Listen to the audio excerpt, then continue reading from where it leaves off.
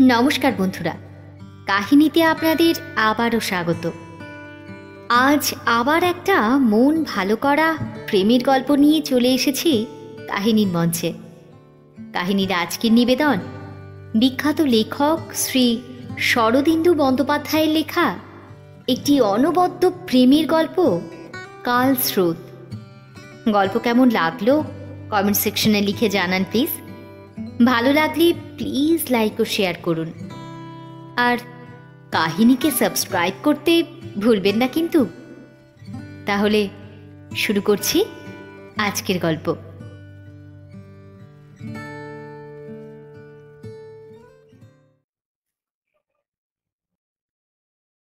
এই কাহিনীর সূত্রপাত হয়েছিল আজ থেকে 25-26 বছর আগে। বাংলাদেশের মেয়েরা তখন পর্দা ছেড়ে বেরিয়েছে বটে, কিন্তু এমন ব্যাপকভাবে রাস্তাঘাটে ছড়িয়ে পড়েনি। অধিকাংশ ক্ষেত্রেই তাদের তৎপরতা রান্নাঘরেই সীমাবদ্ধ ছিল। মথুরানাথ বাবুর বয়স ছিল তখন অনুমান 40 বছর। প্রশান্ত মুখ, দৃঢ় শরীর, অত্যন্ত মিতবাক মানুষ। বছর তিনেক আগে বিপত্নিক হয়ে সংসার যন্ত্রণা থেকে মুক্তি লাভ করেছেন। একলা মানুষ, ছেলেপুলে নেই। কলকাতার যে অংশে তিনি থাকতেন সেখান থেকে জাতীয় গ্রন্থাগার অর্থাৎ তৎকালীন ইম্পেরিয়াল লাইব্রেরি খুব কাছে। ইচ্ছা করে এখানে বাসা নিয়েছিলেন। তার অর্থ উপার্জনের প্রয়োজন ছিল না। বিপত্নিক হবার পর তিনি নিজের জীবনকে অত্যন্ত ঋজু এবং অনাড়ম্বর করে ফেলেছিলেন। ঝি চাকরও ছিল না, নিজেই নিজের সমস্ত গৃহকর্ম করতেন। তার দিনকৃত্য ছিল এই রকম। সকালে উঠেই তিনি বাড়িটা ঝাড় দিয়ে ফেলতেন।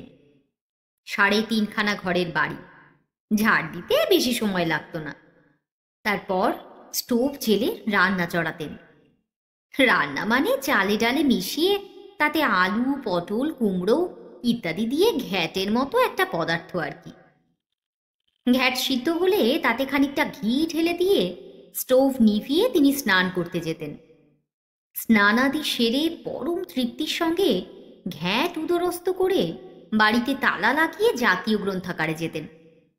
সেখানে সারা দিন থাকতেন, বই পড়তেন, নোট করতেন, আবার অপরাহ্নে বাড়ি ফিরে আসতেন।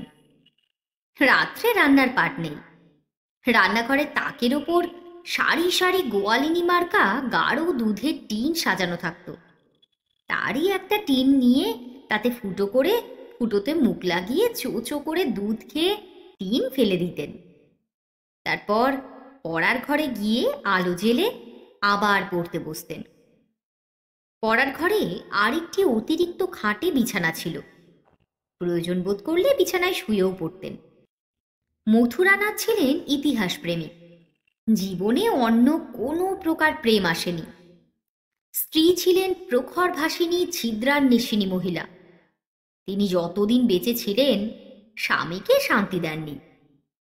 তার মৃত্যুর পর মথুরানাথ স্বয়ংসিদ্ধ হয়ে ইতিহাসের গবেষণার মগ্ন হয়ে গিয়েছিলেন।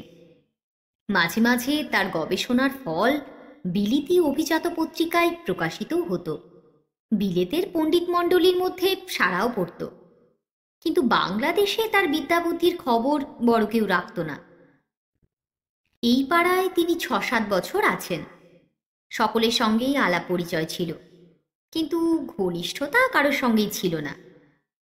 তিনি যখন প্রথম এ পাড়ায় আসেন তখন ভদ্র প্রতিবেশীরা তার সঙ্গে অন্তরঙ্গতা স্থাপনের চেষ্টা করেছিলেন, কিন্তু তাদের মধ্যে মানসিক স্তরভেদ এত বেশি ছিল যে অন্তরঙ্গতা দানা বাঁধতে পারেনি।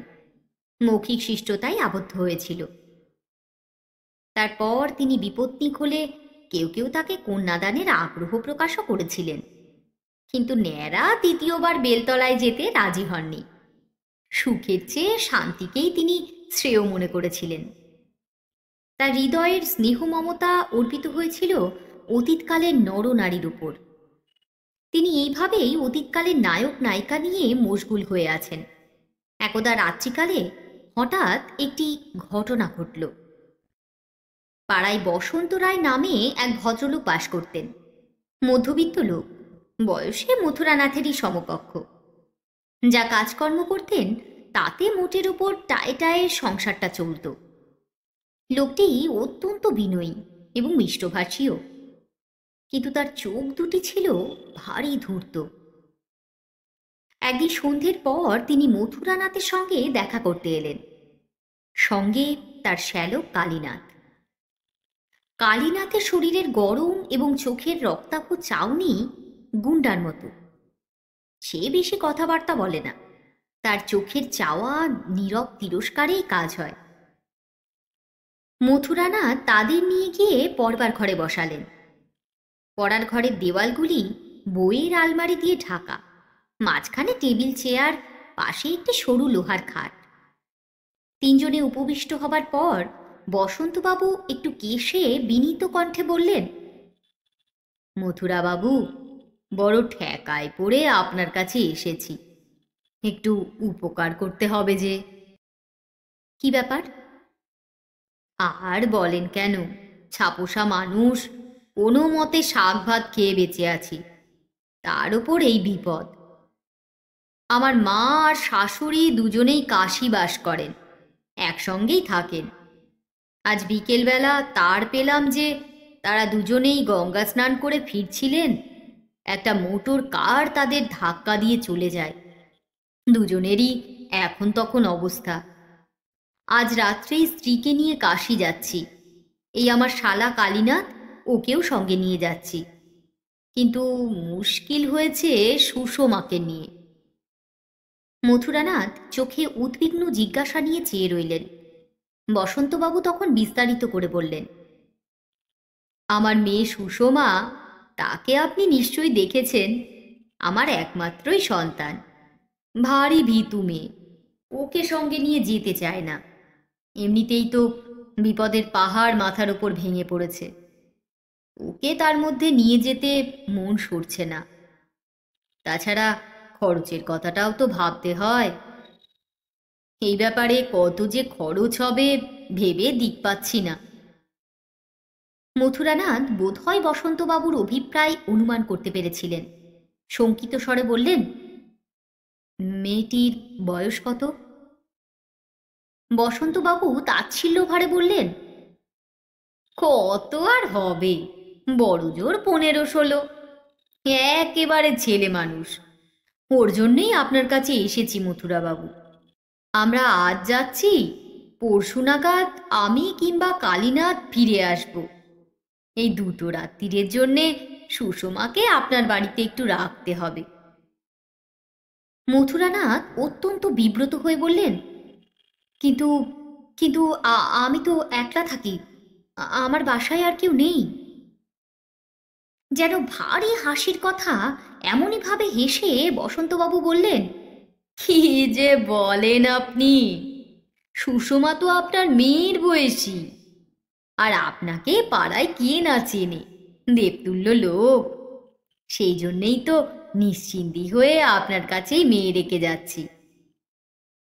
কিন্তু কিন্তু পাড়ায় যারা পরিবার নিয়ে থাকেন তাদের কারোর কাছে রেখে গেলেই তো হয়। আসলে তাদের কাছে রেখে যেতে সাহস হয় না মথুরবাবু। সকলের বাড়িতেই উচক্কা বয়সের ছেলে আছে, কার মনে কি যে আছে কে বলতে পারে। কিন্তু কিন্তু সজ্জন ব্যক্তি হবার একটা অসুবিধা এই যে অন্যায় অনুরোধ উপরোধ এড়াবার কৌশল জানা থাকে না। মথুরানাথ শেষ পর্যন্ত অপ্রসন্ন মনে রাজি হলেন। বেশ শান্তিতেই ছিলেন তিনি। এ আবার কি ফ্যাসাদ? ফ্যাসাদ যে কতখানি দূরপ্রসারী তা তিনি তখনও ভাবতে পারেননি। বসন্তবাবু উচ্ছ্বসিত ধন্যবাদ দিতে দিতে শ্যালককে নিয়ে চলে গেলেন এবং অল্পক্ষণ পরে সুষমাকে নিয়ে ফিরে এলেন। সুষমার হাতে একটি ছোট সুটকেস, সম্ভবত তার মধ্যে তার নিত্য ব্যবহারের জামা কাপড় আছে। সুষমাকে মথুরানাথ রাস্তায় যাতায়াত করতে দেখেছে বটে, কিন্তু ভালো করে লক্ষ্য করেনি কখনো। সে নেহাতি কিশোরী নয়, বয়স অন্তত 19-20। সুন্দরী নয়। আমাদের দেশে প্রকৃত সুন্দরী মেয়ে খুব বেশি নেইও, কিন্তু সুশ্রিতার নানা প্রকারভেদ দেখা যায়। সুষমার এক ধরনের সুশ্রিতা আছে, যাকে যৌবন সুলভ স্বাস্থ্যের সুশ্রিতা বলা চলে। তার চোখ দুটিও বেশ কথা কইতে পারে। সে একবার মথুরানাথের পানে তীর্ছ নয়নে চেয়ে চোখ নিচু করল। বসন্তবাবু বললেন, সুষমা বাড়ি থেকে খেয়ে এসেছে, আজ রাত্রিরে ওর কিছু দরকার হবে না। আচ্ছা, আমি তাহলে আর দেরি করব না, এখনই পোটলাপুটলি বেঁধে স্টেশনের দিকে রওনা দিতে হবে। এক ঝলক হেসে তিনি রওনা দিলেন। মথুরানাথ সুষমাকে নিয়ে পড়ার ঘরে এসে বসলেন। তার শরীর এবং মন অস্বাচ্ছন্দ্যে ভরে উঠেছে। তিনি স্বভাবতই মেয়েদের কাছে একটু মুখচোরা, তার উপর বর্তমান পরিস্থিতিকে ঠিক সাধারণ পরিস্থিতি বলাও চলে না। বাড়িতে তিনি এবং একটি অনাত্মীয়া যুবতী ছাড়া আর কেউ নেই। এইভাবেই রাত কাটাতে হবে। সুষমা মথুরানাথের সামনে চেয়ারে বসে আছে, মাঝে টেবিলের ব্যবধান। সুষমার মুখ বেশ প্রফুল্ল। সে থেকে থেকে মথুরানাথের পানে স্মিত চকিত দৃষ্টি হেনে আবার চোখ সরিয়ে নিচ্ছে। সব মেয়েই অল্প বিস্তর অভিনয় করতে পারে, কিন্তু সুষমার ভাবভঙ্গি দেখে মনে হয় এ বিদ্যায় সে বিলক্ষণ পটীয়সী। মথুরানাথ নিজেকে বোঝালেন যে মেয়েটা নিতান্ত শিশু, তার সান্নিধ্যে ভয় পাওয়া কাপুরুষতার লক্ষণ। তিনি সহজভাবে কথা বলার চেষ্টা করলেন। তুমি এই ঘরে এই খাটে শোবে, অসুবিধা হবে না তো? মানে ভয় করবে না তো? সুষমা ফিক করে হাসল। ওমা, ভয় করবে কেন? আপনার বাড়িতে ভূত আছে নাকি? সুষমার গলায় একটি মিষ্টি ঝংকার আছে। মথুরানাথ বললেন, না, ভূত নেই, অন্তত আমি কখনো দেখিনি। তাহলে ভয় করবে কেন? যদি ইচ্ছে করো আলো জ্বেলে শুতে পারো। না, চোখে আলো লাগলে আমি ঘুমোতে পারি না। বেশ, যেমন তোমার ইচ্ছা। কিছুক্ষণ চুপচাপ।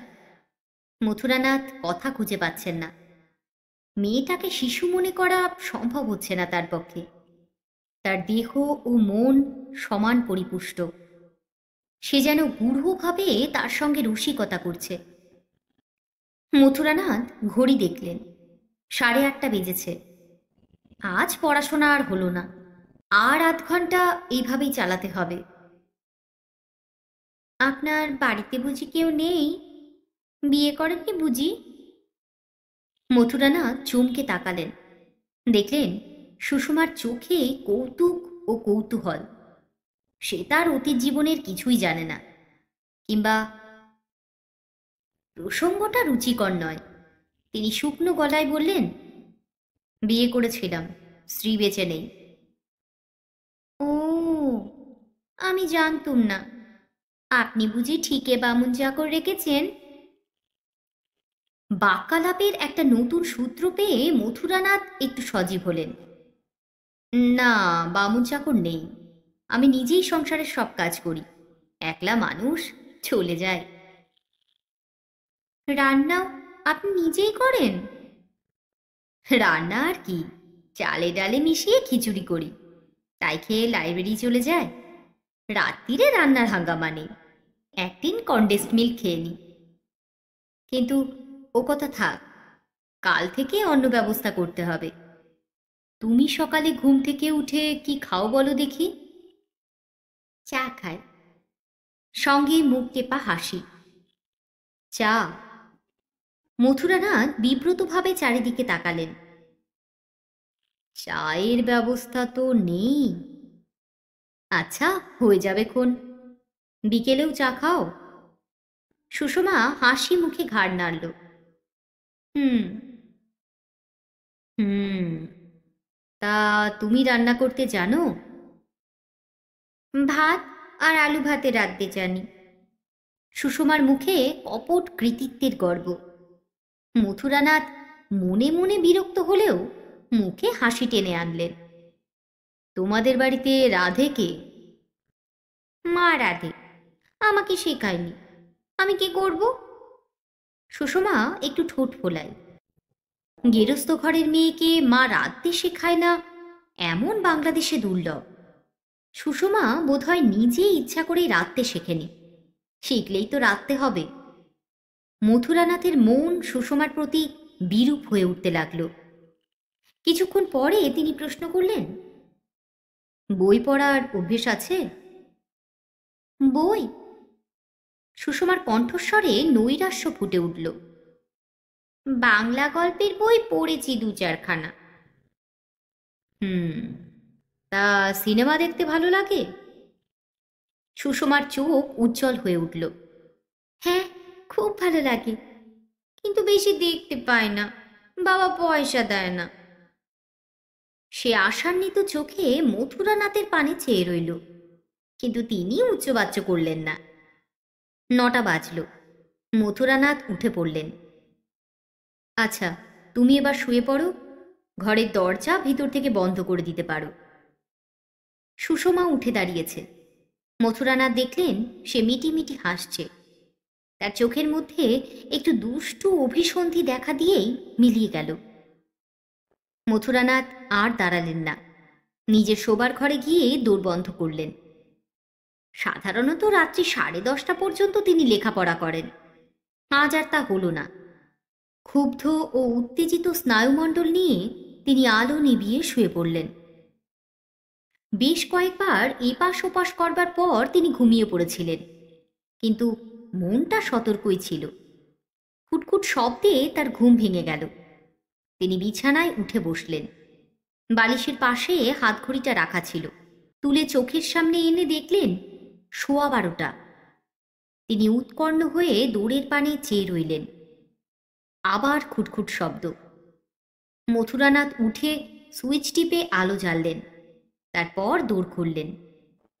দৌড়ের সামনে সুষমা দাঁড়িয়ে আছে। তার খোপা খুলে গিয়ে কাঁধের উপর এলিয়ে পড়েছে। পরনের শাড়ি শিথিলভাবে গায়ে জড়ানো। ভৎসনার চোখে চেয়ে সুষমা ঠোঁট ফোলালো। ঠোঁট ফোলালে তাকে ভালো দেখায়, এটা বোধহয় সে জানে। মথুরানাথ বললেন, কি হয়েছে? ঘুম আসছে না। সে কি, 12টা বেজে গেছে, এখনো ঘুমোওনি? না, কিছুতেই ঘুম আসছে না। আচ্ছা।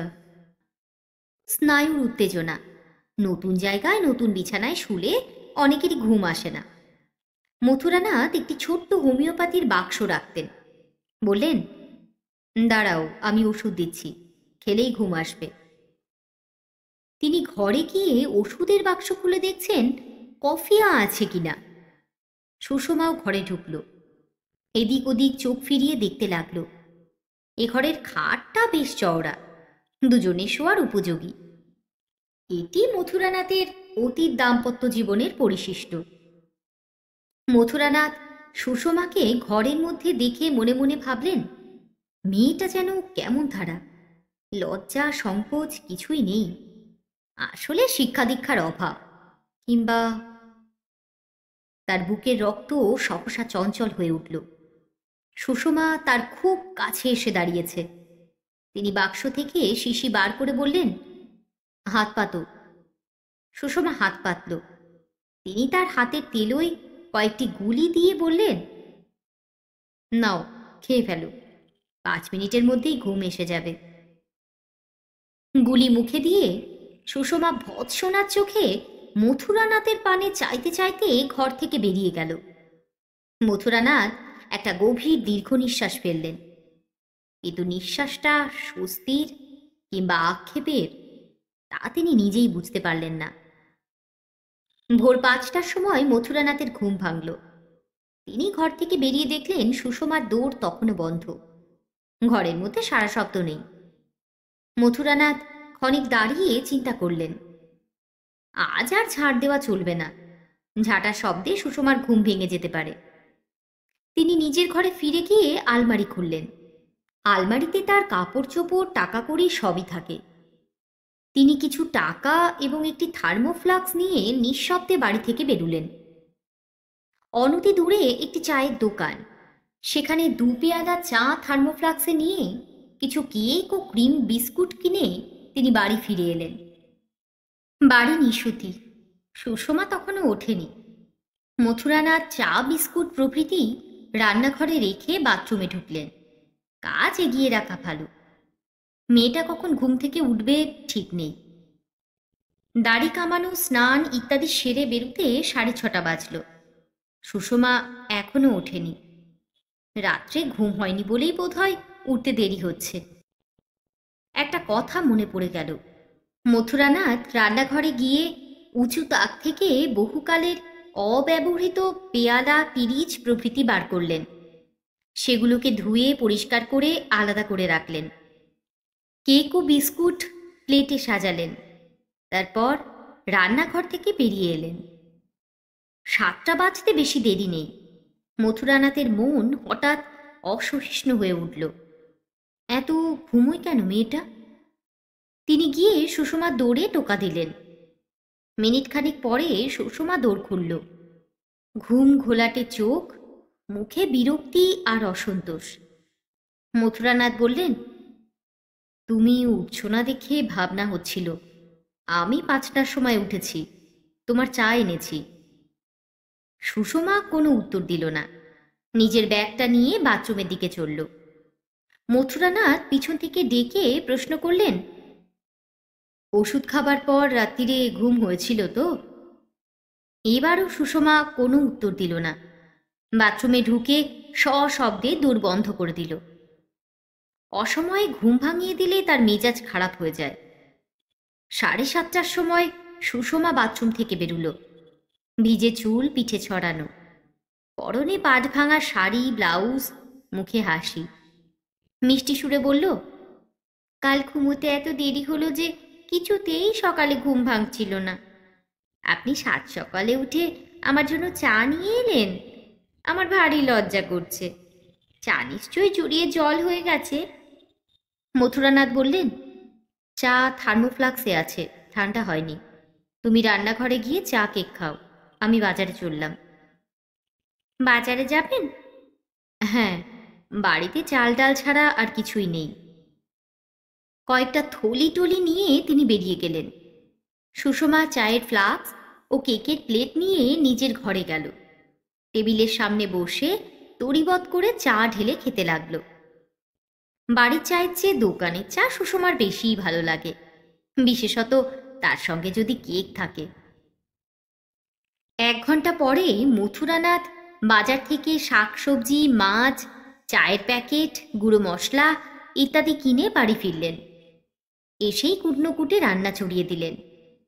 সুষমা একবার আধমোনাভাবে সাহায্য করবার প্রস্তাব করল, কিন্তু তিনি কানে দিলেন না। সুষমাও বেঁচে গেল। ডাল ভাত, একটা চচ্চড়ি ও মাছের ঝোল রাতে 11:30 বেজে গেল। মথুরানাথ নিজেও আজ ডাল ভাতই খেলেন। নিজের জন্যে আলাদা করে আর ঘ্যাঁট রাঁধলেন না। তাড়াতাড়ি খাওয়া সেরে বললেন, তুমি ধীরে সুস্থে খাও, আমি লাইব্রেরি চললাম। কখন ফিরবেন? বিকেলবেলা। সারাদিন আমি একলা থাকবো? সুষমার স্বরে শঙ্কা ফুটে উঠল। মথুরানাথ থমকে গেলেন। তারপর সাহস দিয়ে বললেন, ভয় কি? সদরদূর বন্ধ রেখো, আমি না ফেরা পর্যন্ত খুলো না। কিন্তু সারাদিন আমি একলা কি করব? যদি ঘুম পায় ঘুমিও, নয়তো বই পড়তে পারো। আমার আলমারিতে অনেক বই আছে। আচ্ছা? মথুরানাথ লাইব্রেরি চলে গেলেন। কিন্তু লাইব্রেরিতে গিয়ে তিনি মনে স্বস্তি পেলেন না। বারবার মনটা বাড়ির দিকে ফিরে যেতে লাগল। বসন্তবাবু বিশ্বাস করে মেয়েকে তার জিম্মায় রেখে গেছেন। পাড়ায় দুষ্টু বজ্জাত ছোড়া নিশ্চয়ই 2-4টে আছে। তারা যদি... মেয়েটার স্বভাব চরিত্র কেমন তিনি আঁচ করতে পারছেন না। কখনো মনে হয় ভালো, কখনো মনে হয় শিকারী মেয়ে। স্ত্রী চরিত্র সম্বন্ধে মথুরানাথের অজ্ঞতা অপরিসীম। মথুরানাথের কটুভাষিনী স্ত্রী পদে পদে ছিদ্রান্বেষণ করতে ভালোবাসতেন। তার তুলনায় সুষমা অনেক ভালো, কিন্তু তার চোখের দৃষ্টিতে কি যেন একটা আছে। লেখাপড়ায় মন বসল না। 4টে বাজার আগেই তিনি লাইব্রেরি থেকে বেরিয়ে পড়লেন। সুষমা তাকে দেখে এক গাল হাসল। আপনি এলেন? বাব্বা, বাঁচলুম। চা তৈরি করব? তুমি চা তৈরি করতে জানো? জানি। চা তৈরি করা মোটেই শক্ত নয়। তুমি নিজের জন্য তৈরি করো, আমি তো চা খাই না। একটুও খাবেন না? আচ্ছা, দিও 1 পেয়ালা। পড়ার ঘরে বসে চা পর্ব সম্পন্ন হলো। তারপর সুষমা মথুরানাথের গা ঘেঁষে দাঁড়িয়ে আদুরে সুরে বলল, আমাকে সিনেমা দেখতে নিয়ে যাবেন? কতদিন যে ছবি দেখিনি। মথুরানাথ এমনভাবে তাকালেন যেন সিনেমার নাম আগে কখনো শোনেননি। সিনেমা? কোথায়? সুষমা বলল, পাড়াতে চিত্রালী সিনেমা হাউস, সেখানে একটা খুব ভালো ছবি দেখাচ্ছে, যাবেন? কিন্তু রান্না বান্না করতে হবে না? রাত্রে খাবে কি? কেন, সিনেমা দেখার পর হোটেলে খেয়ে নিলেই হবে। মথুরানাথের মন চাইছিল না, কিন্তু তিনি ভাবলেন আজকের দিনটা বই তো নয়। বললেন, বেশ, চলো। আমি সবাক ছবি কখনো দেখিনি, ছেলেবেলায় নির্বাক বায়োস্কোপ 2-1 বার দেখেছি। তারপর মথুরানাথ সুষমাকে নিয়ে চিত্রালী সিনেমায় গেলেন। ভেস্টিবুলে পাড়ার কয়েকজন চীনা লোকের সঙ্গে দেখাও হলো তাদের। মথুরানাথ একটু অপ্রস্তুত হয়ে পড়লেন, যেন অবৈধ কাজে ধরা পড়েছেন। তাড়াতাড়ি টিকিট কিনে সুষমাকে নিয়ে প্রেক্ষাগৃহে গিয়ে বসলেন। পিছন দিকে সিট, দর্শক বেশি নেই। মথুরানাথ যেখানে বসেছেন তার আশেপাশে অন্য দর্শক একেবারেই নেই। ঘর অন্ধকার হলো, ছবি আরম্ভ হলো। নানা রসের সমাবেশে ছবিটি বেশ সুস্বাদু হয়েছে। মূলে আছে একটি প্রেম কাহিনী। দেখতে দেখতে মথুরানাথের মন বেশ আকৃষ্ট হয়ে পড়েছে। পর্দার উপর নায়ক নায়িকার প্রেম ঘনীভূত হয়ে একটা চরম অবস্থার নিকটবর্তী হচ্ছে, এমন সময় মথুরানাথ অনুভব করলেন সুষমার একটা হাত এসে তার হাতের মধ্যে প্রবেশ করল। মথুরানাথ হঠাৎ আড়ষ্ট হয়ে গেলেন। তারপর আস্তে আস্তে নিজের হাত সরিয়ে নিয়ে কোলের উপর রাখলেন। তিনি ছবির পর্দার দিকে চেয়ে রইলেন বটে, কিন্তু ছবির দৃশ্যগুলি তার চোখের সামনে ঝাপসা হয়ে গেল। তিনি মোহাচ্ছন্নের মতো শুনতে লাগলেন একটা গান কে যেন গাইছে, মধুর যুবতীজন সঙ্গ, মধুর মধুর রসরঙ্গ। ছবি শেষ হলে মথুরানাথ বাইরে এলেন, কিন্তু সুষমার মুখের পানে তাকাতে পারলেন না। সুষমার লজ্জা সংকোচ কিছুই নেই। সেও উচ্ছ্বসিত কণ্ঠে বলল, কি সুন্দর ছবি না, একবার দেখে মনই ভরে না। আপনার ভালো লেগেছে? মথুরানাথ নীরস স্বরে বললেন, হ্যাঁ। হোটেল কোথায়? সুষমা বলল, ওই তো কাছে, আসুন আসুন আমার সঙ্গে। হোটেলটি ভালো, সেখানেও 2-1 জন পাড়ার লোকের সঙ্গে দেখা হলো। তারা সুষমাকে মথুরানাথের সঙ্গে দেখে ভুরু তুলে চাইল। মথুরানাথ হোটেলে খেতে এসেছেন, সঙ্গে যুবতী। দৃশ্যটা বিস্ময়কর। আহার শেষ করে বাড়ি ফিরতে 10টা বাজল। বাড়িতে ফিরেই তিনি নিজের ঘরে ঢুকে পড়লেন। দোর বন্ধ করতে করতে অস্পষ্ট স্বরে বললেন, শুয়ে পড়ো গিয়ে, রাত হয়েছে। বিছানায় শুয়ে তিনি ভাবতে লাগলেন, আজ রাত্রিটা কাটলে বাঁচা যায়, কিন্তু কাল যদি ওর বাপ না আসে, যাদের দেখতে গিয়েছে তারা যদি মরে যায়, তাহলে কি এত শিগগির ফিরতে পারবে? এইভাবে কতদিনই বা চলবে? মনের উদ্বেগ বাড়তে লাগল। মেয়েটার চাল চলন যেন কেমন ধারা। আজকালকার মেয়েদের ভাবভঙ্গি তিনি কিছুই বুঝতে পারেন না। তাদের পর্দা না থাক, সম্ভ্রম শালীনতাও কি থাকবে না? যুবতী মেয়েদের এমন নিরঙ্কুশ গায়ে পড়া ভাব কি ভালো? আর একটা কথা, সুষমার ঠাকুরমা ও দিদিমা গুরুতর রকম আহত হয়ে মরমর অবস্থায় রয়েছেন। কিন্তু কই, তার তো কোনো উৎকণ্ঠা নেই। একবার তাদের নামও উচ্চারণ পর্যন্ত করল না। সুষমা ভদ্রঘরের মেয়ে, কিন্তু তার মন মেজাজ স্বভাব চরিত্র কেমন? এই প্রশ্নের উত্তর মথুরানাথ অবিলম্বেই পেলেন। হোটেলের অনভ্যস্ত খাবার খেয়ে তার পেটের মধ্যে কিঞ্চিত আন্দোলন শুরু হয়েছিল। মস্তিষ্কও যথেষ্ট উত্তেজিত, তাই ঘুম আসছিল না। 11:30 বেজে যাবার পর তিনি উঠে জল খেলেন। তারপর শুনতে পেলেন দরজায় আবার সেই খুটখুট শব্দ। একটু দ্বিধার পর তিনি দরজা খুললেন। সুষমা দাঁড়িয়ে আছে। আজ তার বেশবাস আরও শিথিল, আঁচলটা মাটিতে লুটোচ্ছে। ঠোঁট ফুলিয়ে মথুরানাথের পানে চাইল। তার এই দৃষ্টির মর্মার্থ এত স্পষ্ট যে তা বুঝতে মথুরানাথের তিল মাত্র কষ্ট হল না। তিনি সশব্দে দরজা বন্ধ করে ছিটকিনি লাগিয়ে দিলেন। তারপর বিছানার উপর উপুর হয়ে শুয়ে পড়লেন। তার মনে হলো কে যেন তার গলা চেপে ধরে শ্বাসরোধের চেষ্টা করছে। পরদিন সকালে মথুরানাথ বাজারে চলে গেলেন। ফিরে এসে দেখলেন সুষমা উঠেছে। কেউ কোনো কথা বলল না। মথুরানাথ রন্ধন শেষ করে নিজে আহার করলেন। সুষমার জন্যে খাবার রেখে লাইব্রেরি চলে গেলেন। লাইব্রেরি থেকে তিনি আজ একটু দেরি করেই ফিরলেন। সুষমা মুখ ভারী করে দৌড় খুলে দিল। তারপর তিনি মুখ হাত ধুয়ে বেরুতেই সুষমার বাবা বসন্ত রায় এসে উপস্থিত হলেন, সঙ্গে পাড়ার দুটি ভদ্রলোক। বসন্ত রায় এক গাল হেসে হাত জোর করে বললেন, আজ দুপুরবেলা ফিরেছি। আপনার আশীর্বাদে মা এবং শাশুড়ি ঠাকুরন দুজনেই সামলে গেছেন। কালীনাথকে রেখে আমি ফিরে এলাম। আপনাকে অনেক কষ্ট দিয়েছি। আপনি খাঁটি সজ্জন, তাই বিপদের সময় সাহায্য করলেন। সঙ্গীতের দিকে ফিরে বললেন, দেখছেন তো, সাক্ষাৎ দেবতুল্য মানুষ। উনি 2 রাত্রির জন্য জায়গা না দিলে কোথায় রাখতাম মেয়েটাকে বলুন তো? তা আর কষ্ট দেব না, সুষমাকে নিয়ে যেতে এসেছি। সুষমা কাছে এসে দাঁড়ালো। তার মুখ বিমর্ষ, চোখে জল ছলছল করছে, বিষণ্ণতা। বসন্তবাবু তার পানে একবার তীক্ষ্ণ চোখে চাইলেন। তারপর আরও খানিকটা মসৃণ চাটুবাক্য বলে মেয়েকে এবং সঙ্গীদের নিয়ে চলে গেলেন। মথুরানাথ ভাবলেন ভাড়া কাটল। তবু তিনি একটা নিঃশ্বাস ফেললেন। হঠাৎ 2 দিনের জন্যে তার জীবনে একটা নাটকীয় তিক্ততা এসেছিল। নাটক শেষ হবার আগেই যেন পর্দা পড়ে গেল। 3 দিন নিরুপদ্রবেই কাটল। মথুরানাথের জীবন আবার অভ্যস্ত খাতে প্রবাহিত হতে লাগল।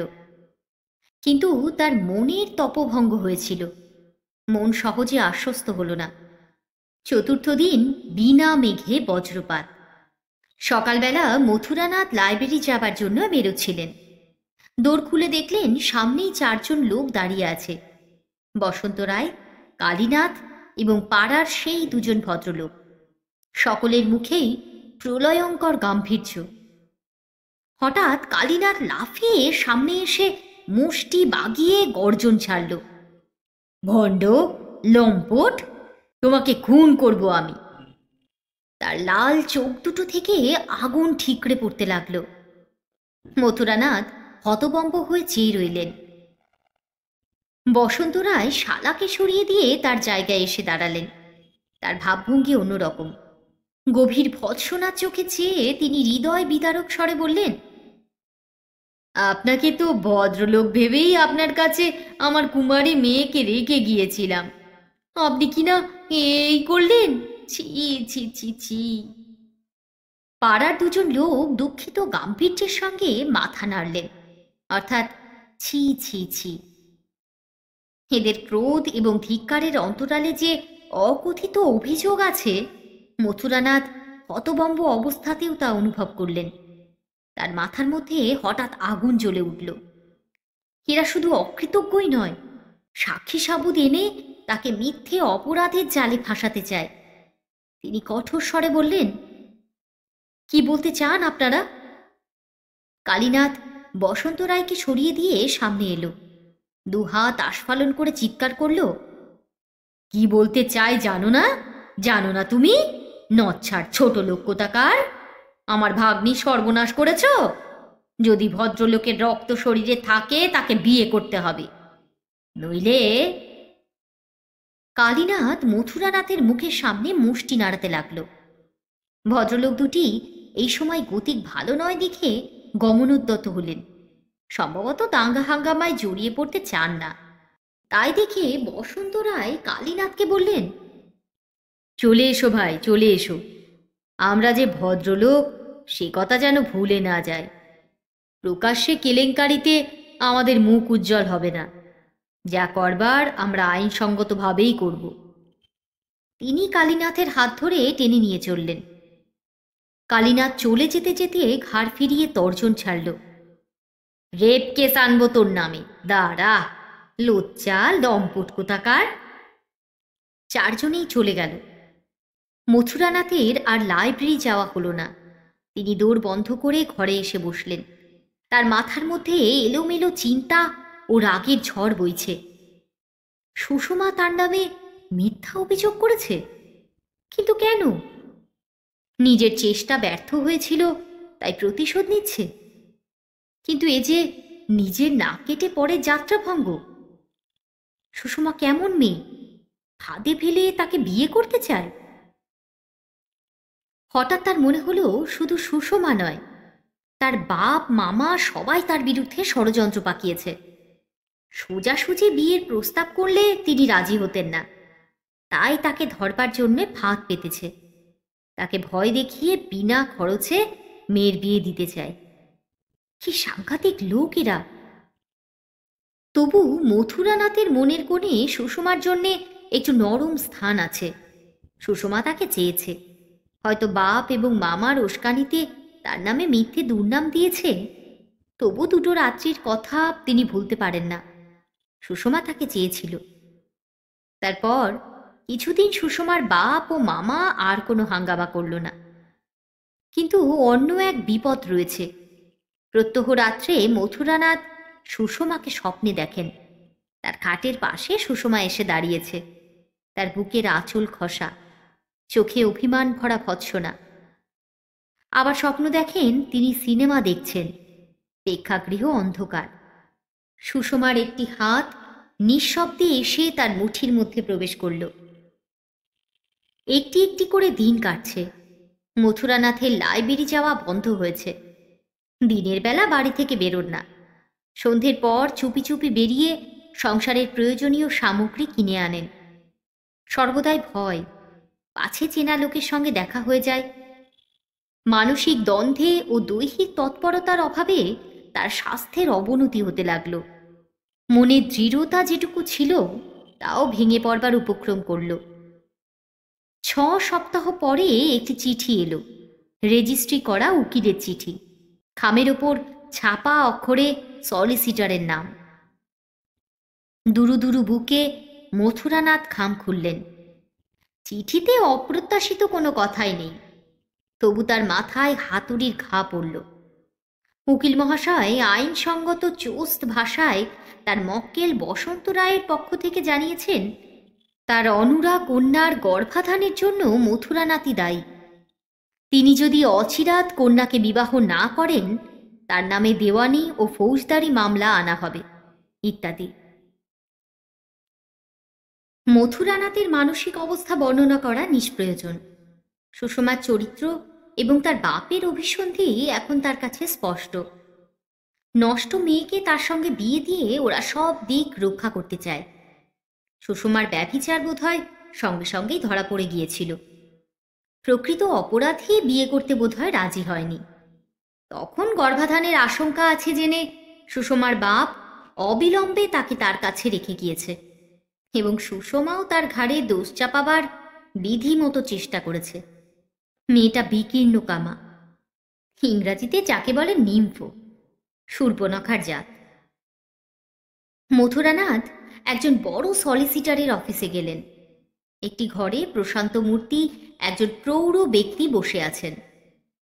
মথুরানাথ তার সামনে বসে স্খলিত স্বরে নিজের লাঞ্ছনার কাহিনী বয়ান করলেন। উকিলের চিঠি দেখালেন। প্রসন্নমূর্তি উকিলের মুখ তিল মাত্র অপ্রসন্ন হল না, কিন্তু তিনি যে মথুরানাথের নিষ্কলঙ্কতার কথা একটি বর্ণও বিশ্বাস করেননি তা স্পষ্টই বোঝা গেল। তিনি ধীর মন্থর স্বরে বললেন, দেখুন, আপনি মোকদ্দমা লড়তেই পারেন, কিন্তু জিতের আশা খুব কম। ওরা আটঘাট বেঁধেই কাজ করছে। আপনার নিজের মুখের কথা ছাড়া আর কোনো সাক্ষ্য প্রমাণ তো নেই। এ অবস্থায় আমার পরামর্শ, মোকদ্দমা লড়তে যাবেন না। ফৌজদারি মামলায় যদি দোষী সাব্যস্ত হন, লম্বা মেয়াদের জন্য জেলে যেতে হবে। খবরের কাগজে দেশজোড়া ঢিঢিক্কার হবে। তার কথা তো ছেড়েই দিলাম। মথুরানাথ টাউরি খেতে খেতে ফিরে এলেন। মনে মনে অনেক তর্জন গর্জন করলেন, কিন্তু শেষ পর্যন্ত রাজি হতে হলো। রেজিস্ট্রি অফিসে বিয়ে হলো। সাক্ষী বসন্ত রায় এবং পাড়ার সেই ভদ্রলোক দুইটি, অন্য কেউ নেই। চুপি চুপি বিয়ে। সুষমার মুখ শান্ত নমিত, তাকে দেখে মনে হয় অনাঘ্রাত ফুল। মথুরানাথের ভাবভঙ্গি ভিজে বিড়ালের মতো, যেন চুরি করতে গিয়ে ধরা পড়েছেন। রেজিস্ট্রি অফিস থেকে বেরিয়ে বসন্ত রায় হাসি হাসি মুখে বললেন, বাবাজি, যা হবার হয়ে গেছে, এখন তুমি আমার জামাই হলে। মথুরানাথের ভিজে বিড়াল ভাব মুহূর্তে অন্তর্হিত হল। তিনি ক্ষেপে গেলেন, উগ্র স্বরে বললেন, জুতো মারব তোমাকে। বসন্ত রায় আর মথুরানাথকে ঘাটালেন না। একটি বিষণ্ণ নিঃশ্বাস ফেলে সাক্ষী সাবুত নিয়ে চলে গেলেন। মথুরানাথ সুষমাকে বললেন, তুমিও বাপের সঙ্গে যাও না। আর কি, কাজ তো হাসিল হয়েই গেছে। সুষমা নড়ল না, নির্বিকার মুখে মথুরানাথের পাশে দাঁড়িয়ে রইল।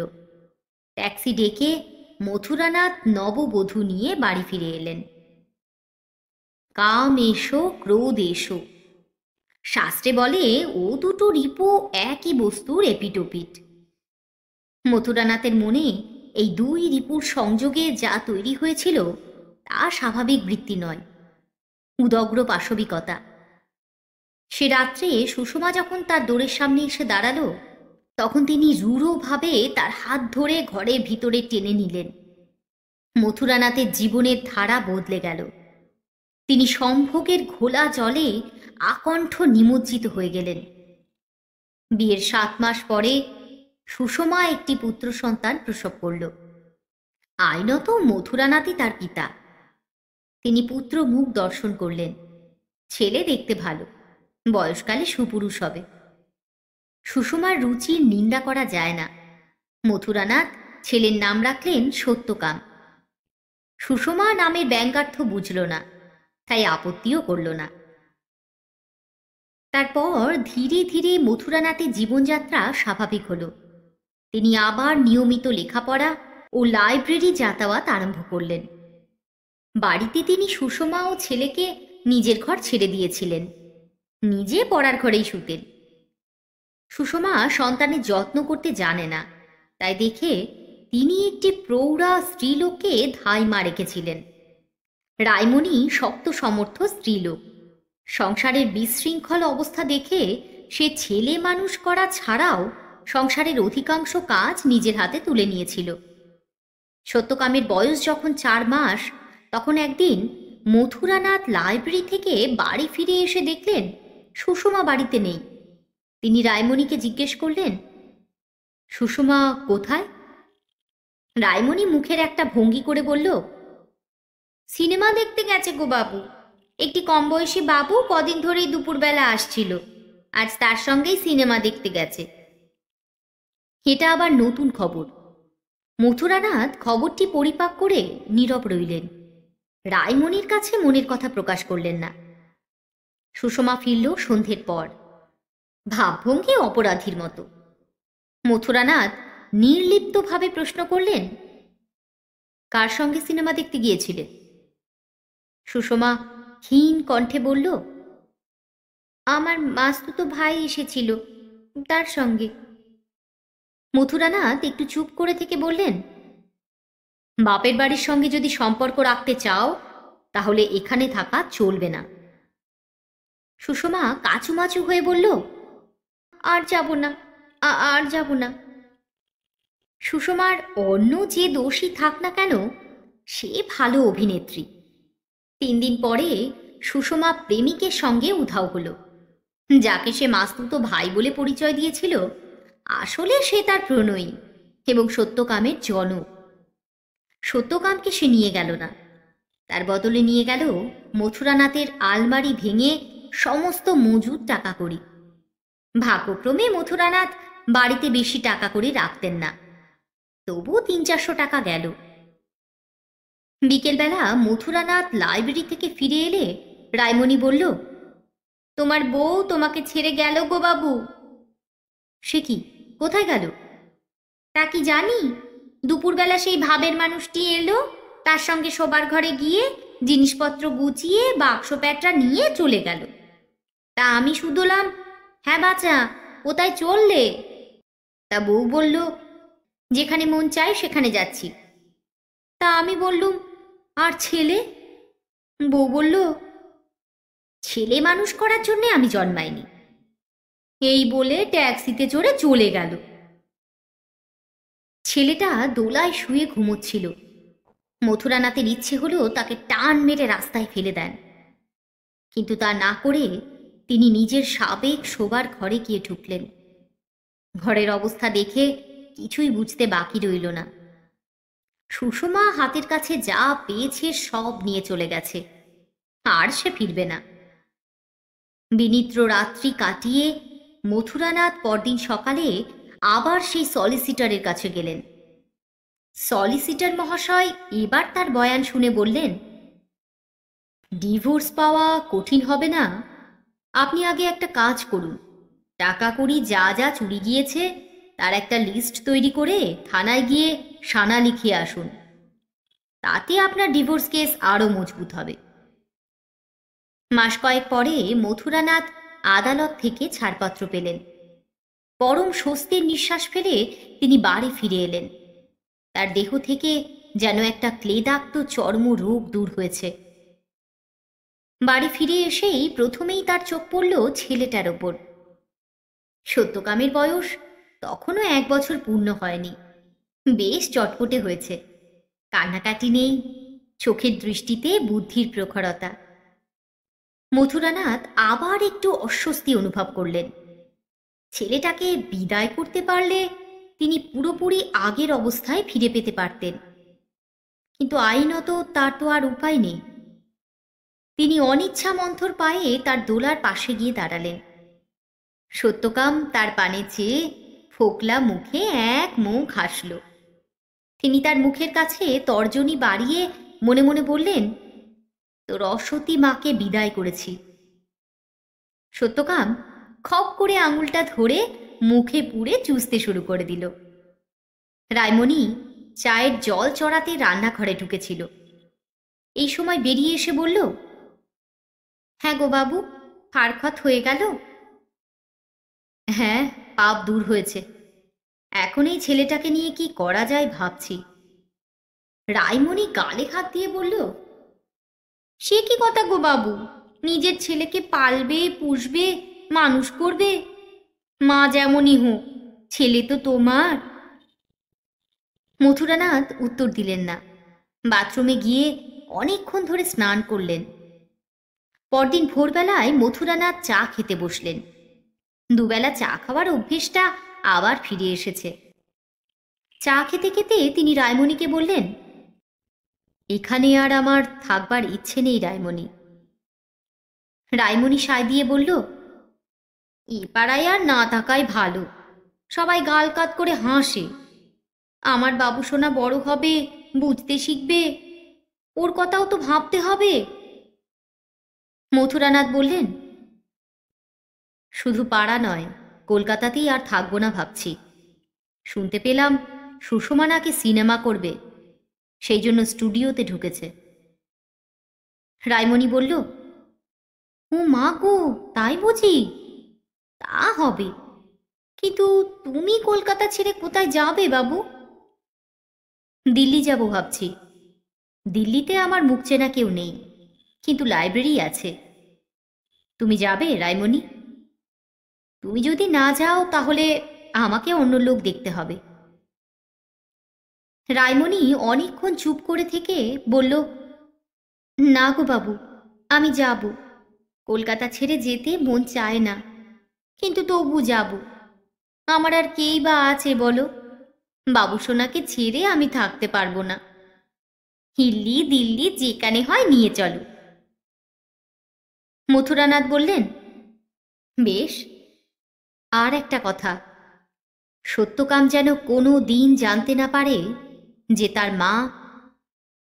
রায়মণি জিভ কেটে বলল, ও মা, সে কি কথা? বড় হয়ে বাবুসোনা জানবে তার মা মরে গেছে। তারপর মাসখানেকের মধ্যে মথুরানাথ সত্যকাম ও রায়মণিকে নিয়ে দিল্লি চলে গেলেন। 25 বছর কেটে গেছে। এই 25 বছরে পৃথিবীতে অনেক রদবদল হয়েছে। দ্বিতীয় মহাযুদ্ধের পর মানুষের মন উন্মাদগামী হয়েছে। ভারতবর্ষ স্বাধীন হয়েছে, পাকিস্তান জন্মগ্রহণ করেছে, অ্যাটম বোমা ফেটেছে, মহাশূন্যে মানুষের পদচিহ্ন অঙ্কিত হয়েছে এবং আরও অনেক বিচিত্র ব্যাপার ঘটেছে। দিল্লিতে মথুরানাথ সত্যকামকে নিয়ে বাস করছে। মথুরানাথ বৃদ্ধ হয়েছেন, সত্যকামের বয়স এখন 26। রায়মণি এখন সংসারের গৃহিণী হয়ে আছে। দিল্লি আসার পর সত্যকামের প্রতি মথুরানাথের মনের ভাব ধীরে ধীরে পরিবর্তিত হতে আরম্ভ করেছিল। ছেলেটা একদিকে যেমন বুদ্ধিমান, অন্যদিকে তেমনই সুশীল। দুষ্ট পিতামাতার সন্তান সজ্জন হতে পারে, ইতিহাস পুরাণে তার অনেক উদাহরণ আছে। মহর্ষি জাবালি তাদের অন্যতম। মথুরানাথ সত্যকামের গুণে তার প্রতি আকৃষ্ট হয়ে পড়লেন। তার অন্তরে অনেকখানি স্নেহরস পাত্রের অভাবেই অব্যবহৃত হয়ে পড়েছিল। সেই বাৎসল্য তিনি সত্যকামকে অর্পণ করলেন। নিজের মনকে বোঝালেন, সুষমা আর কেউ ছিল না, সে ছিল দুশ্চরিত্রা শৈরিনী। তার ছেলেও আমার কেউ নয়। মানুষ যেমন অনাথালয় থেকে পৌষ্যপুত্র গ্রহণ করে, আমিও তেমনি সত্যকামকে পৌষ্যপুত্র নিয়েছি। সে আমার দত্তক পুত্র। সত্যকাম যখন স্কুলে ভর্তি হলো, তখন মথুরানাথ তার নাম বদলে দিলেন। নতুন নাম হলো সত্যপ্রিয়। নতুন নামই চালু হলো। মথুরানাথ সংক্ষেপে তাকে প্রিয় বলে ডাকেন। রায়মণি বলে সতুসোনা।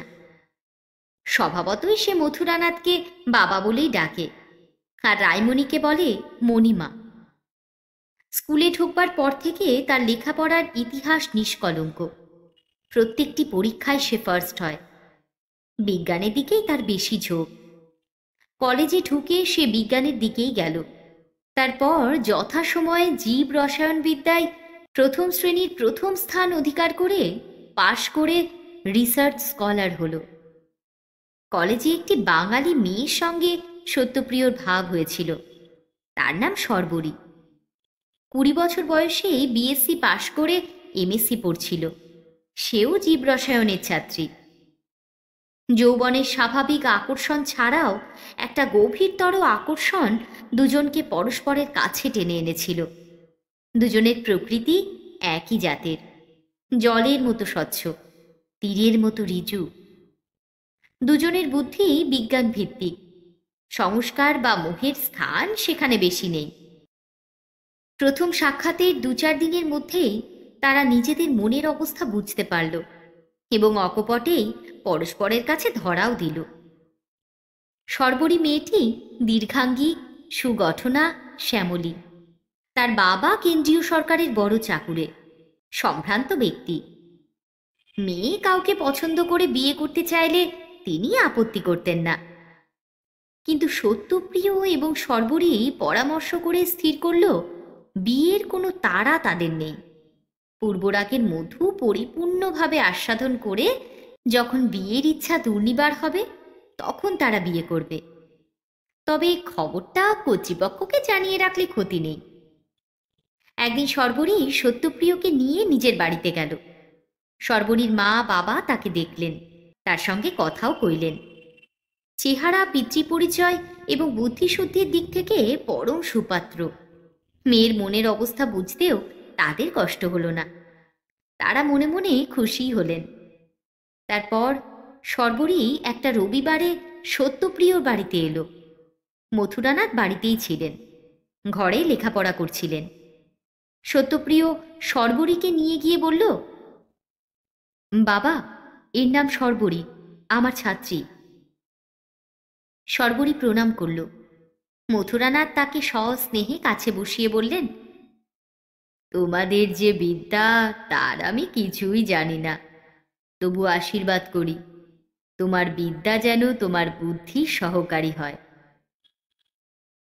তিনজনে একসঙ্গে বসে চা খেলেন। সাধারণভাবে গল্প করতে করতে মথুরানাথ অনুভব করলেন, এরা শুধুই গুরু শিষ্য নয়, এদের মনের সম্বন্ধ আরও ঘনিষ্ঠ। তিনি অন্তরে অন্তরে একটা অস্বাচ্ছন্দ্য বোধ করতে লাগলেন। মনের অগোচরে পাপ নেই। গত 2-3 বছরে তিনি সত্যপ্রিয়র বিয়ের কথা অনেকবার ভেবেছেন, কিন্তু বিয়ে দিতে গেলেই যে সত্যপ্রিয়র মিথ্যা পরিচয় দিতে হবে, মিথ্যার জালে জড়িয়ে পড়তে হবে। যদি সত্যের ভগ্নাংশ প্রকাশ হয়ে পড়ে, তার মন বিমুখ হয়ে ফিরে এসেছে। সন্ধ্যের সময় সত্যপ্রিয় সর্বরীকে তার বাড়িতে পৌঁছে দিয়ে এলো। রান্নাঘরে গিয়ে দেখল রায়মণি রান্না চড়িয়েছে। সে তার পিছনে গিয়ে দাঁড়ালো, বলল, মণিমা, আজ যে মেয়েটা এসেছিল তাকে দেখলি? রায়মণি ঘাড় বেঁকিয়ে সত্যপ্রিয়র পানে চাইল। তার গালের লোল চর্মে একটা ভাঁজ পড়ল।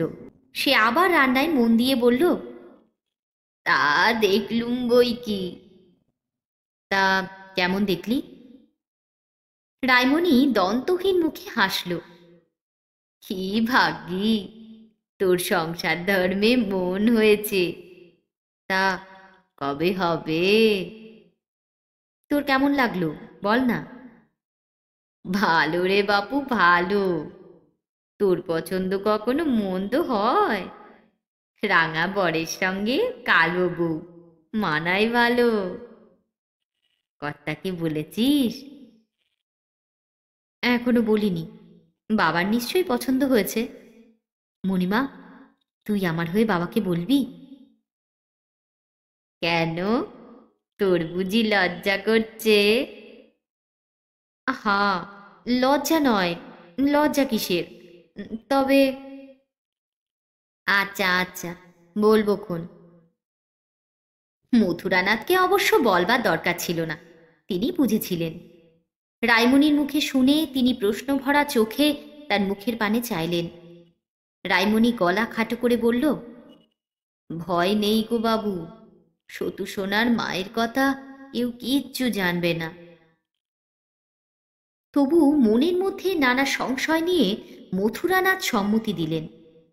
সত্যপ্রিয়র বিয়ে যখন দিতেই হবে এবং সে যদি নিজে মেয়ে পছন্দ করেছে, তখন তো আর। মাস 2 কেটে যাবার পর একদিন দুপুরবেলা সর্বরী আর সত্যপ্রিয় একসঙ্গে কলেজ থেকে ফিরছিল। কি একটা কারণে হঠাৎ কলেজের ছুটি হয়ে গেছে। ফাল্গুন মাসের আরম্ভে দিল্লির শীত কমতে আরম্ভ করেছে। দুজনে হেঁটেই বাড়ি ফিরছিল। দুপুরবেলার মিঠে করা রোদ্দুরটি বড়ই উপভোগ্য। সত্যপ্রিয় সর্বরীকে বাড়ি পৌঁছে দিয়ে আসবে। দুজনে সৈনিকের মতো একসঙ্গে পা ফেলে চলেছে। একটা পার্কের পাশ দিয়ে যেতে যেতে সর্বরী বলল, চলো পার্কে একটু বসা যাক। দুপুরবেলা পার্ক নির্জন, পাতাঝরা গাছের তলায় একটা বেঞ্চি। ওরা গিয়ে বসল। কিছুক্ষণ চুপ করে থাকার পর সর্বরী একটু কাছে ঘেঁষে বসল। ছোট্ট নিঃশ্বাস ফেলে বলল, আর ভালো লাগছে না। সত্যপ্রিয় চকিতে ঘাড় ফেরালো। কি ভালো লাগছে না? সর্বরী চোখ নিচু করে একটু হাসল। বাপের বাড়ি। সত্যপ্রিয় গলাটা একটু পরিষ্কার করে নিয়ে সহজ জিজ্ঞাসার সুরে বলল, হ্যাঁ, বাপের বাড়ি ভালো লাগছে না কেন? সর্বরী মুখ টিপে হাসল। আহা, যেন বুঝতে পারছো না? তোমার অবস্থা কেমন শুনি? সত্যপ্রিয় হেসে ফেলল। শর্বরীর একটি হাত নিজের মুঠির মধ্যে নিয়ে বলল, আমার অবস্থাও তোমারই মতো, বুঝলে? কিছুক্ষণ চুপ করে ভেবে নিয়ে বলল, চলো আজই তোমার বাবাকে বলি। তোমার বাবা যদি মাথা নাড়েন। শর্বরী বলল, মাথা নাড়বেন না? মা তো এরই মধ্যে আমাকে লুকিয়ে বিয়ের গয়না গড়াতে শুরু করেছে। ব্যাস, তবে আর কি। সত্যপ্রিয় হাত ধরে শর্বরীকে টেনে তুলল। চলো, কর্তব্যকর্ম সেরে ফেলাই যাক। বাড়ির ফটকের কাছে এসে শর্বরী থমকে দাঁড়ালো। ওই যা, বাবা তো এখনো অফিস থেকে ফেরেনি গো। ও, তাই তো। আচ্ছা, তাহলে আমি সন্ধ্যের পরেই আসব। বাড়ি ফিরে এসে সত্যপ্রিয় ভাবল, ভালোই হলো, আমারই বাবাকে আগে বলা উচিত। তিনি বিয়ের দিন ঠিক স্থির করে দেবেন। মথুরানা তখনও লাইব্রেরি থেকে ফেরেনি। তার ফিরতে 5টা বাজে। সত্যপ্রিয়র চা খাবার ইচ্ছে হলো। সে রান্নাঘরে গিয়ে দেখল রাইমণি উনুনের পাশে মাথা মুড়ি দিয়ে ঘুমোচ্ছে। সে তাকে জাগালো না। নিজের ঘরে এসে বিছানায় লম্বা হলো। মনের মধ্যে শর্বরীর কথা ঘোরাফেরা করতে লাগলো। বাপের বাড়ি আর তার ভালো লাগছে না। চমক ভেঙে তার কানে এলো কেউ হালকা হাতে সদর দরের ঘণ্টি বাজাচ্ছে। সত্যপ্রিয় ভাবল, বাবা বোধহয় ফিরেছেন, কিন্তু তার তো এখনো ফেরার সময় হয়নি। তবু সে তাড়াতাড়ি গিয়ে দৌড় খুলল। একজন স্ত্রীলোক, ভদ্রশ্রেণীর বাঙালি স্ত্রীলোক, কিন্তু পোশাক পরিচ্ছদ দেখে দুস্থ মনে হয়। বয়স আন্দাজ 45 হবে। যদিও সস্তা প্রসাধনের দ্বারা বয়স কমাবার চেষ্টা আছে। সে উৎকণ্ঠা ভরা চোখে সত্যপ্রিয়র মুখের পানে চেয়ে রইল। শেষে স্খলিত কণ্ঠে বলল, এটা কি এটা কি মথুরানাথ বাবুর বাড়ি? হ্যাঁ।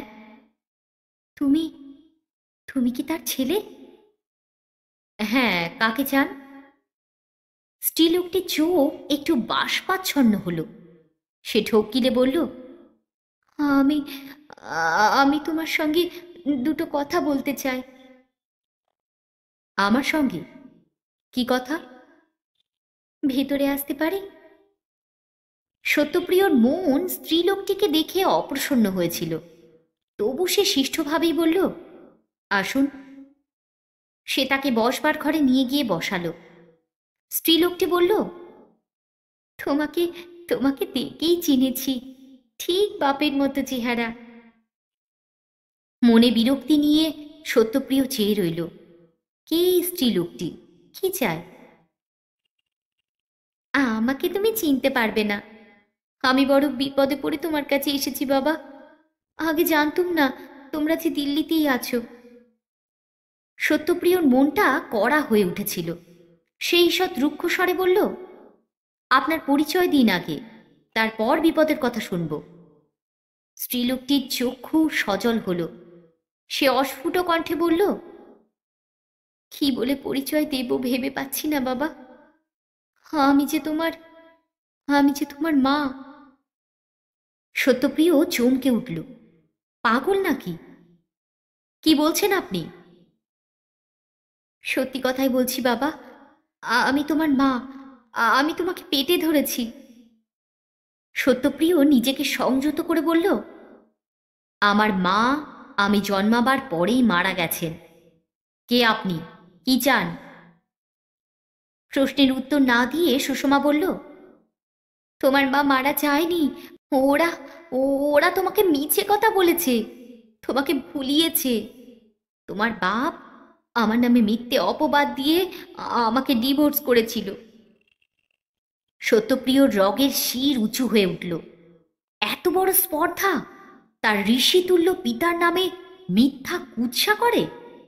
কিন্তু সে আত্মসংবরণ করে ধীরভাবে বলল, ও কথা থাক, আপনি কি চান সেটা বলুন। সুষমার আশা হলো হয়তো ছেলের মন ভিজেছে।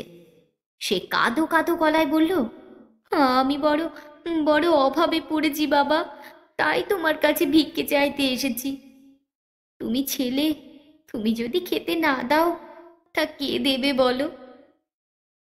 বাহ, তা এতদিন কে খেতে দিচ্ছিল?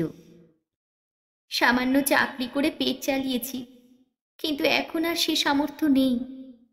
দিল্লিতে এসেছিলুম চাকরির খোঁজে, তারপর খবর পেলুম তোমরা এখানেই আছো, তাই সন্ধান নিয়ে তোমার কাছে এলুম। ও, সত্যপ্রিয় হঠাৎ প্রশ্ন করল, রায়মণিকে আপনি নিশ্চয়ই চেনেন? সুষমা চকিত শঙ্কায় চোখ বিস্ফারিত করল। রায়মণি? রায়মণি এখনো আছে নাকি?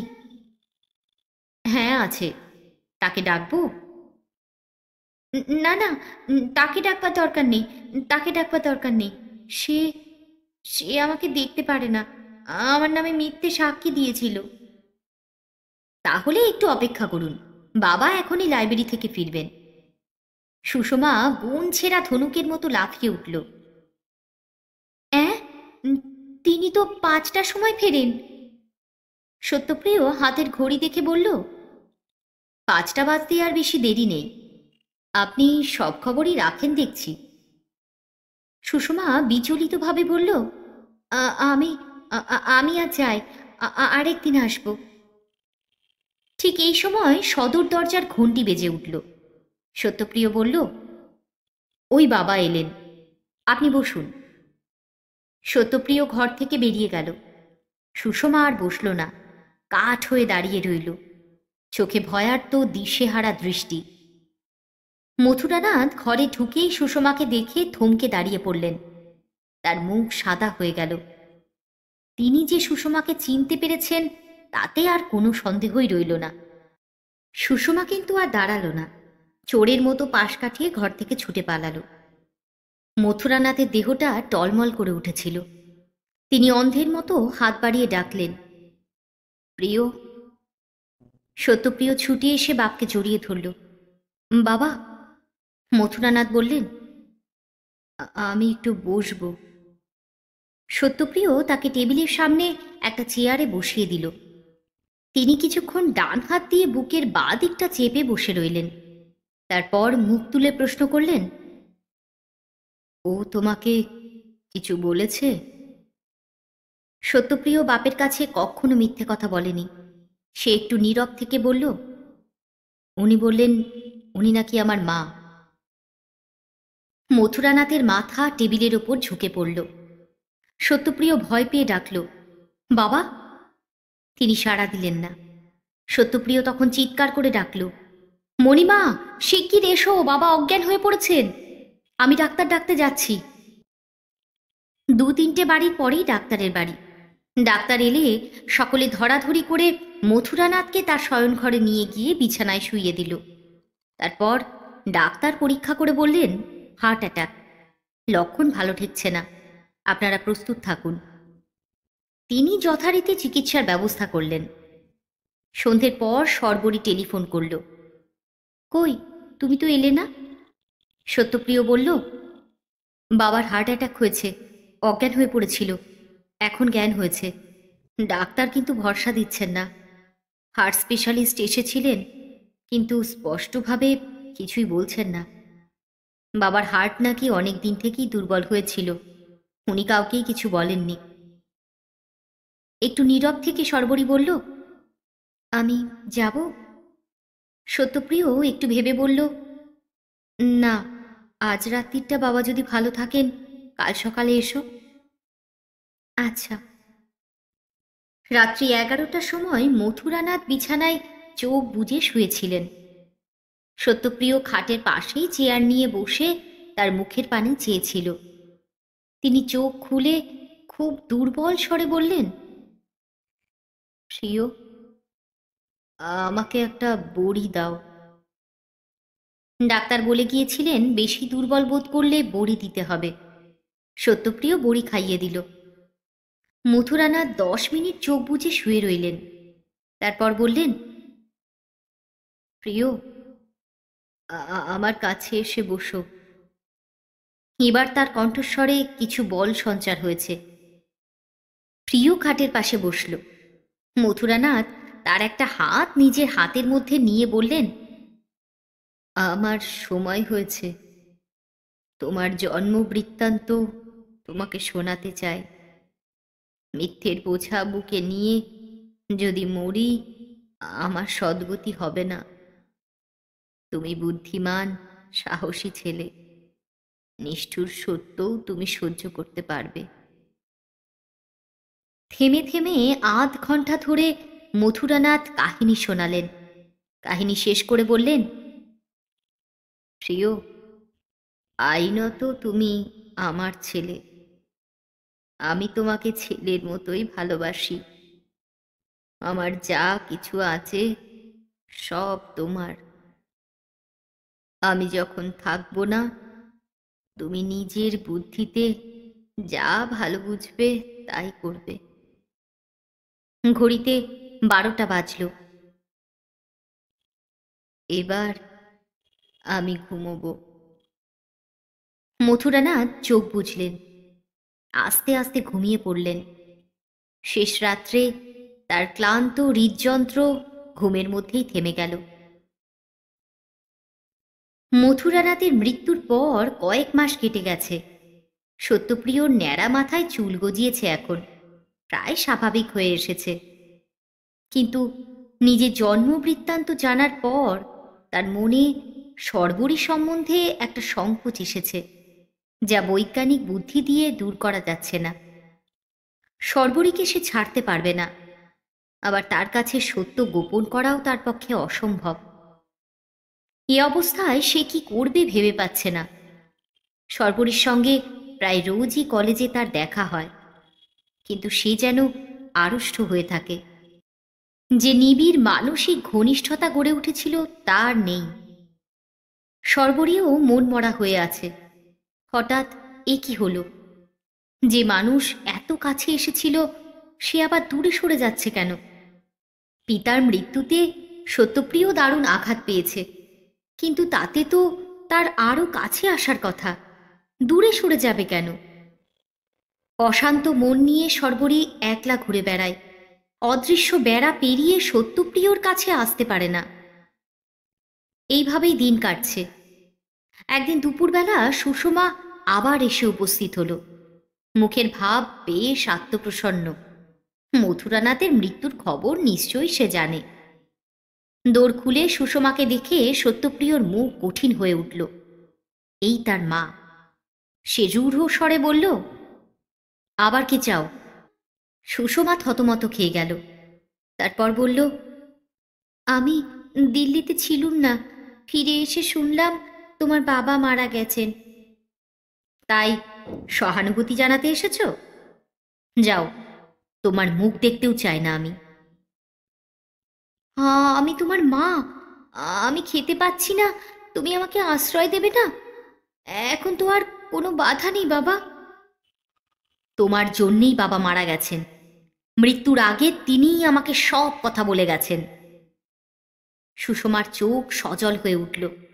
সে বলল, তাহলে তুমি জানো যাকে তুমি বাপ বলে মনে করেছ সে তোমার কেউ নয়? সত্যপ্রিয় বলল, তিনিই আমার সব, তুমি আমার কেউ নও। যাও, আর কখনো আমার কাছে এসো না। সুষমা কাঁদতে কাঁদতে বলল, তুই এত নিষ্ঠুর, মাকে খেতে দিবি না? সত্যপ্রিয়র গলার স্বর হিংস্র হয়ে উঠল। সে দাঁতে দাঁত চেপে বলল, লম্পটের ঔরসে নষ্ট স্ত্রীলোকের গর্ভে যার জন্ম, তার কাছে আর কি প্রত্যাশা করো? এখন যাবে না রায়মণিকে ডাকবো? সে কিন্তু তোমাকে ভালোই চেনে, উপযুক্ত ব্যবস্থা করবে। সুষমা আর দাঁড়ালো না। দোর বন্ধ করে দিয়ে সত্যপ্রিয় নিজের মাথায় কয়েক ঘটি জল ঢালল। ভিজে মাথায় অনেকক্ষণ বিছানায় শুয়ে রইল। তারপর উঠে ঘর ময় পায়চারি করতে লাগল। সন্ধে হয় হয় তখন সে মনস্থির করে শর্বরীকে টেলিফোনে ডাকল। একবারটি আসবে, কিছু কথা আছে। কি কথা আছে শর্বরী প্রশ্ন করল না। আগ্রহ শঙ্কা মেশা গলায় বলল, আমি এক্ষুনি যাচ্ছি। শর্বরী এলে সত্যপ্রিয় তাকে হাত ধরে বসবার ঘরে নিয়ে গেল। বলল, বসো, চা খাবে, কফি? শর্বরী মাথা নাড়ল। না, কি বলবে আগে সেটা বলো তো দেখি।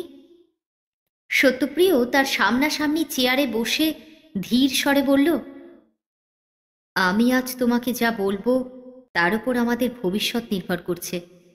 সব কথা মন দিয়ে শোনো, তারপর তোমার মতামত জানিও। শর্বরী নীরবে জিজ্ঞাসু চোখে তার পানে চেয়ে রইল। সত্যপ্রিয় নির্লিপ্ত কণ্ঠে নিজের বৃত্তান্ত তাকে শোনাল। সুষমা যে সম্প্রতি যাতায়াত করছে এবং তাকে কিভাবে সে তাড়িয়ে দিয়েছে তাও সে গোপন করল না। যেন নিজের কথা নয়, অন্য কারুর কাহিনী সে বলছে। শর্বরী একটি কথাও বলল না, চুপ করে অবহিত চিত্তে যেন ক্লাসে বসে প্রবীণ অধ্যাপকের বিজ্ঞান ভাষণ শুনছে, এমনই ভাবে শুনল। কাহিনী শেষ করে সত্যপ্রিয় উঠে দাঁড়ালো, বলল, এই হলো আমার ইতিহাস। এখন তুমি সব দিক ভেবে বলো কি করবে। মিনিটখানেক শর্বরী কপালে মুঠি ঠেকিয়ে নত মুখে বসে রইল। তারপর উঠে এসে সত্যপ্রিয়র সামনে এসে দাঁড়ালো। তার গলা জড়িয়ে বুকে বুক দিয়ে ঠোঁট তুলে ধরে বলল, চুমু খাও। কিছুক্ষণ পরে শর্বরী বলল, এখন চলো দেখি, মা বাবা অপেক্ষা করে আছেন। ওদের এসব কথা কিছু বলে কাজ নেই, হাজার হোক সেকেলে মানুষ তো।